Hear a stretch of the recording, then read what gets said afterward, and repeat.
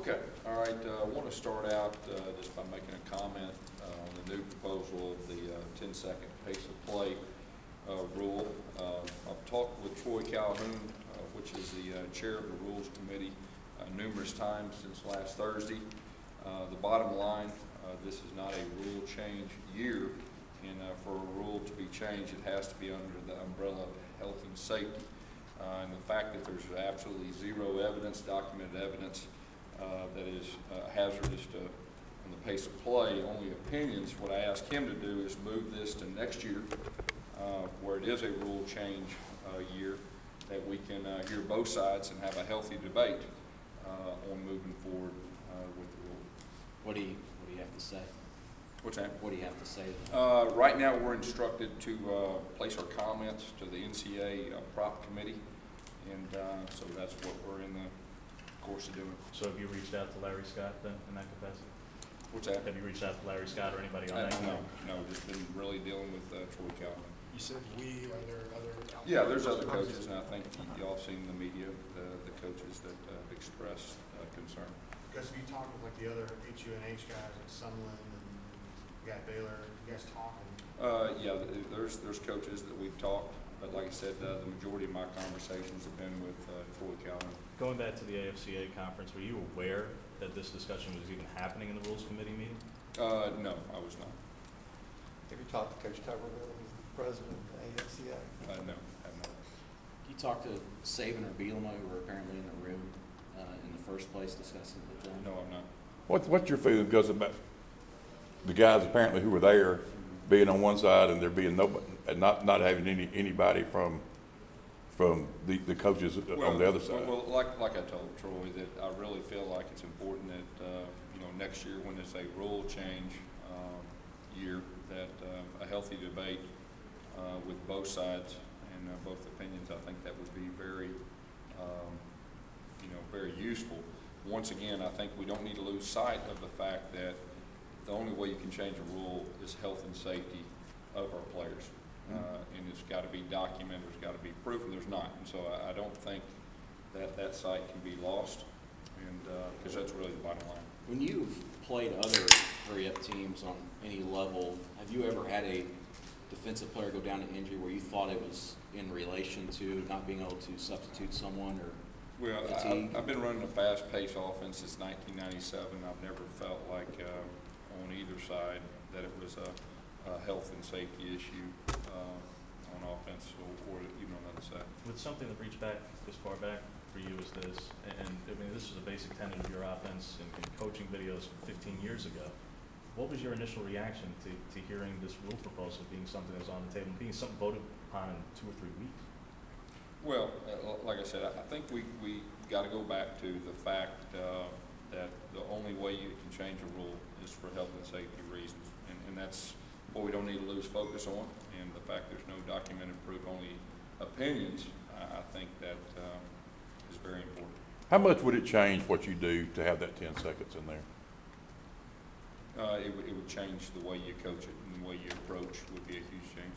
Is the big thing there just the threat of defenses knowing you could snap it as soon as they place the ball down? Is that the big thing? It's just a complete rule change. It changes the dynamics of traditional football in a lot more ways than anyone would think.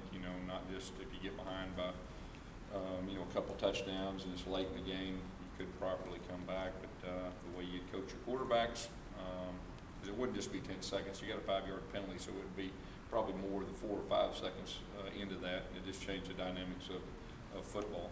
So.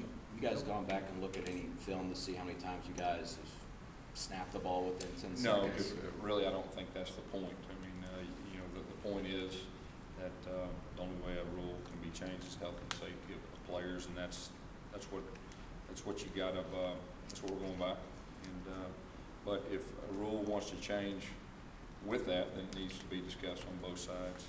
Because while the opinions may differ, and while science may have been, there may be studies that done that either solidify one position or the other. Did you ever envision that coaching would be as politicized as this, that you would have guys going through rules committees? Yeah, well, I want to say this first of all. I'm always, first and most, concerned about player safety, and I've always been. I'm a high school football coach, so I want to say that first. I'm all for the health and safety of players, and we play in a very violent game. But as far as this particular rule, with no evidence, documented evidence, I disagree.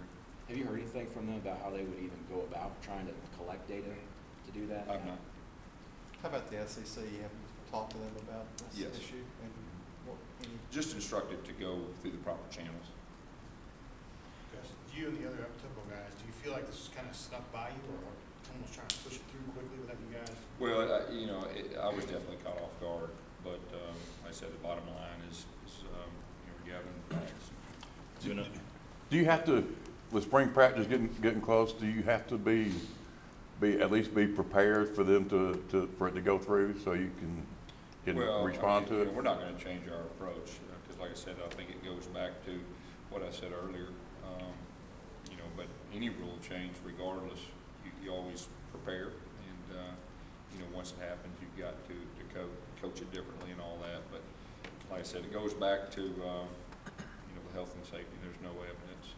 So you seem pretty confident that this is probably not going to. Well, I would like to think that it would, and I'm just going to do everything in my power the right way, to stand up. You expect to have a resolution by the March 6th vote, though, for the committee? Oh, we're hoping so. Gus, can you kind of speak to the situation with Calvados Besson? I understand you were involved kind of from a distance in the process. And kind of. Well, we're nothing's changed. We're still gathering information, and once I make a decision, I'll let you know. Because charges have been dropped as of today. Like I said, we're still gathering information, and until I get it all and all that, we'll make a decision. So there's no final decision as far as his status with the program? I've not made a final decision.